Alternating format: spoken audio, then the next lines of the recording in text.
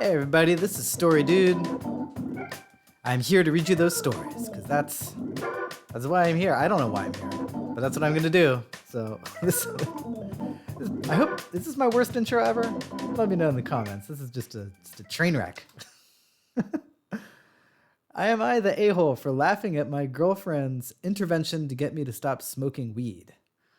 I am a 26-year-old male, and I smoke weed almost every day. But I've only spent $150 on weed in the last year. I smoke one or two tiny bowls in the evening, but only after I'm done with work, gym, and chores/errands for the day. I sometimes take edibles on weekends. I do it because I like being high, but also because I lift weights and run 5 days a week, and I need to eat at least 4,000 calories a day to maintain my weight. Weed gives me the appetite to eat clean instead of eating less filling junk. My girlfriend, 25-year-old female, doesn't like that I use weed, and she asked that I quit a few times. She's worried because it's unhealthy that it might impact my career. But I have a great job that pays really well, and I'm good at it despite my weed habits. I also take my health very seriously. Weed and occasional binge drinking are my only vices, but I work out often, and I eat super healthy, and I drink tons of water, sleep at least 7 hours a night, and never get sick. Sounds like the OP's high. My girlfriend has a key to my place and stays with me the majority of the week because she has housemates. Yesterday, I got home from the gym to find her and two of her friends, Alice and Tina, sitting at my dining table with my weed and my bong. Alice and Tina start into a spiel about my quote-unquote problem, while my girlfriend sits quietly, looking sad. It was the same stuff about how it's bad for me, bad for my career. One of our mutual friends who also smokes a lot was laid off earlier this week, etc.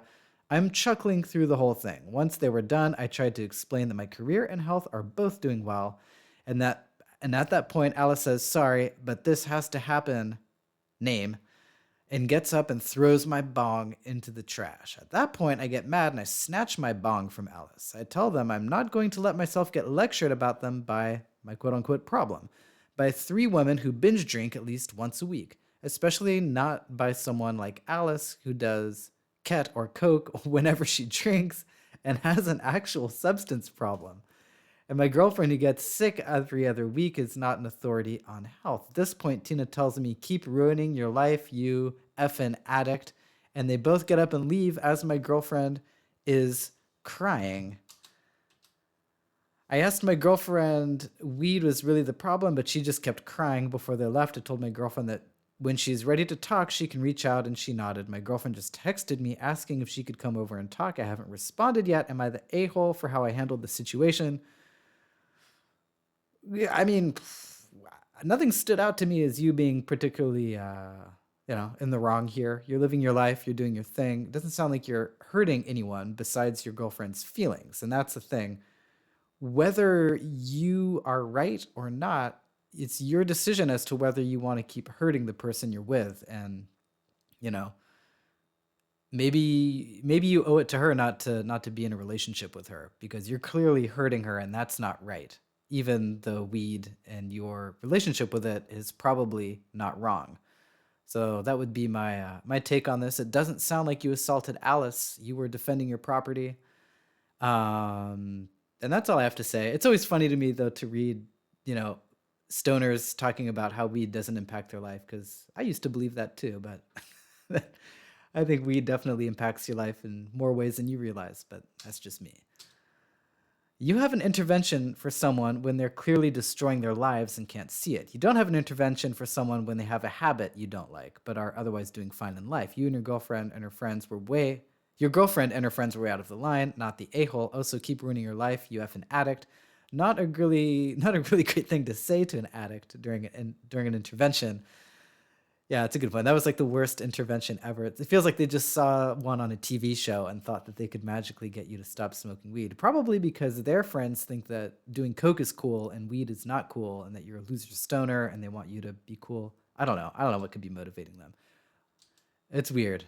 I, 26-year-old male, smoke weed almost every day, but I've only spent $150 on weed in the last year. Info: where the hell are you getting your weed that you can smoke one or two tiny bowls a day and only spend $150 a year? Where? Not the a-hole, by the way. I don't know. I mean, you go to California, people just give you weed. A lot of people grow it, and if the weed is like old or not getting them high enough because it's like California, people just give you weed. Whenever I go there, people just give me. Anyway, moving on.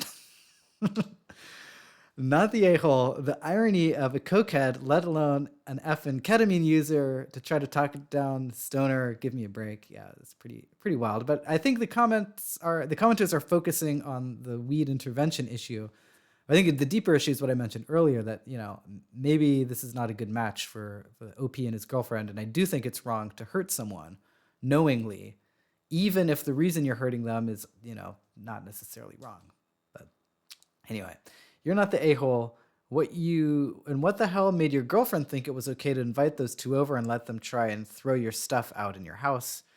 Listen, I don't like weed. I think it smells awful, and I think that while it can have benefits, there are also a lot of downsides that get overlooked. But you don't sound like you're overdoing it. You sound like you have a handle on things, and as you said, you don't even seem to use it that much. If your girlfriend hates it that much and it's such a deal breaker, then your relationship might be over, but that doesn't give her the right to invite these girls over to judge you and trash your personal property, especially if they do, as you say, binge drink and do cocaine, which is so much worse. Yeah, not the a-hole verging on nenia. I don't know what that is. Nah. Your girlfriend apparently has a problem with weed. You enjoy it. Y'all aren't compatible. Nobody's wrong here, though the intervention was a bit heavy-handed. You two need to talk about this, though. If you're not going to quit, and I'm not saying that you should, and she's not willing to let her views on the subject evolve, and I'm not saying she necessarily needs to, then you two need to split sooner rather than later, or this type of conflict will keep escalating. Yeah. Good point. All right. Oh, one of these ones. Today, I effed up by believing my mom. My mom loves when everything is centered around her. She doesn't admit when she is wrong, or rather, she doesn't believe that she is ever wrong. She would rather cry and say people are always ganging up on her when facts prove her wrong. When I was young and I happened to not feel well, she would pretend that she was feeling worse. I would have to now take care of her until she felt better and forget about my own ailment. Shopping was a nightmare. She would sulk for days if I insisted on picking what I liked. If I liked a specific colored shirt, she would want to buy me the color she preferred. I remember her trying to stop random shoppers in the store to say, "This one is better than this ugly one, isn't it?" And they would awkwardly nod and hurry away. It was mortifying. This would make her so happy because it proved that she knew best. Birthdays weren't any better. We would always go get her favorite takeout and favorite flavored cake. When I graduated high school, I got myself a job. The downside was that she always asked me for money or borrowed it without telling me if she found some in my room. I'm struggling to see where this is today I effed up and not just like a diatribe against your mother. Not a well-deserved one, but I'm waiting for the hook here. Oh, and it goes on. You would think that I wasn't actually contributing to the household expenses the way she went on. She always needed me to loan her money that she never returned. She loves going out all the time, eating out because home-cooked meals upset her stomach, and buying random things. I finally decided to move out because I felt that I was living with a stubborn child. She tried everything to stop me. She guilt-tripped me, told me that I will hate living in a shared house, and cried and sulked. I did not back down. She would randomly say things like, "Don't be surprised when you find me dead." She calls every single day and gets upset when I can't pick up. I'm a waiter, and this is challenging. I can't be at her beck and call all day, but she never understands. A few months ago, she guilted me into visiting her, saying that she was unwell and that she has to urgently talk to me. I called off work and went. She looked like a total mess, hobbled around with a walking stick, and groaned every time she walked. The house was a mess. She told me that she knows that she should have told me earlier about how I have a life on my own, and she did not want to bother me with her problems. She say me down and told me that she's been sick for a while.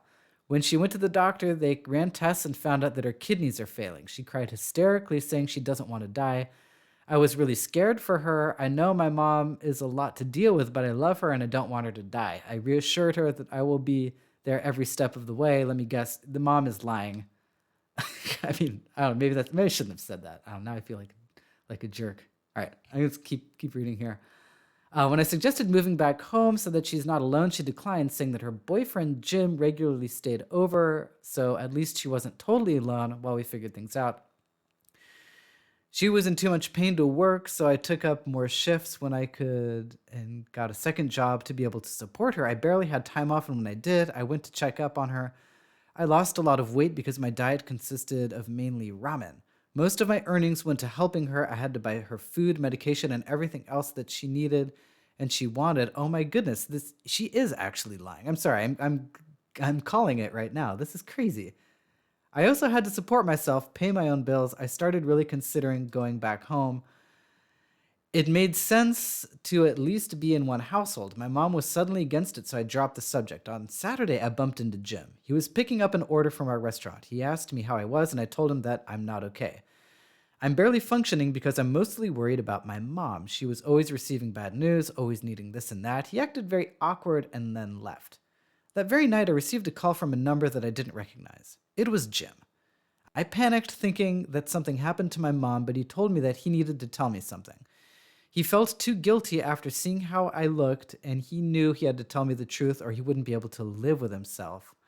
Apparently, my sickly mom isn't sick at all. What happened was that she was always late to work or wouldn't show up at all, so she got fired. When bills piled up, she came up with a plan to get me to help her indefinitely. She got a walking stick and pretended to be sick so her naive son could pay for her lifestyle.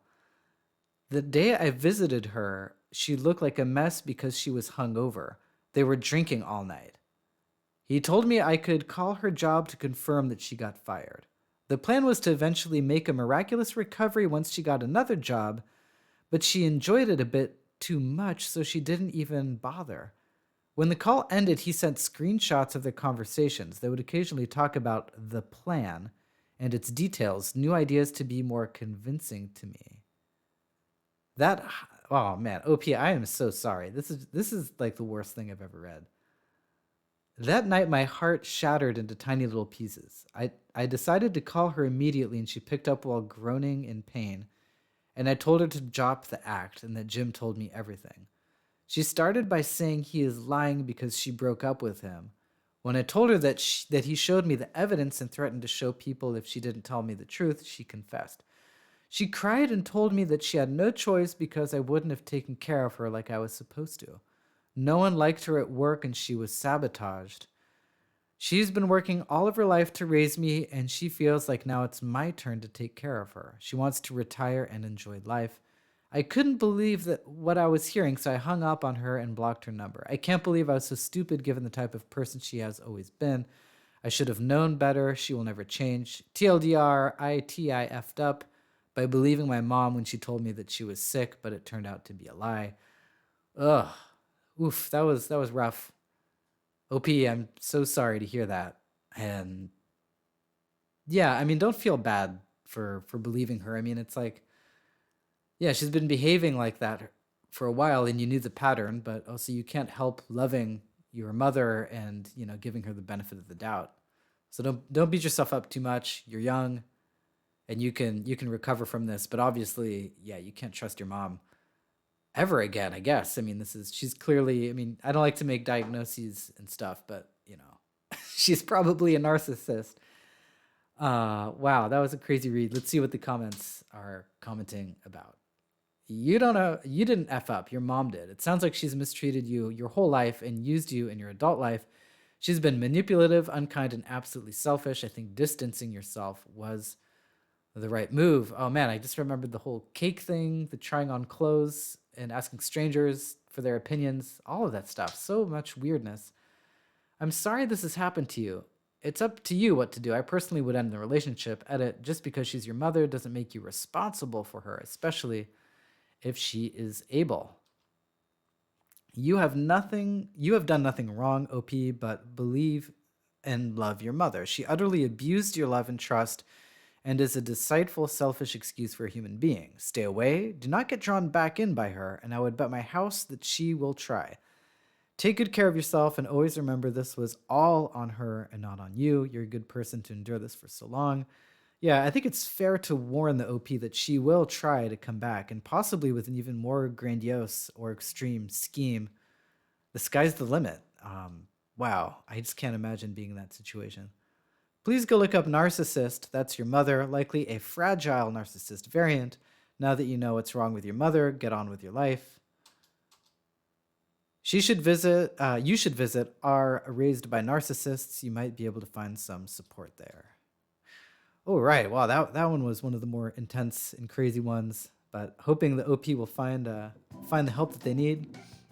This has been Story Dude. Really appreciate you being here with us, and we'll keep on bringing you the juice. You know what I'm saying? So we'll catch you on the next episode. Take care.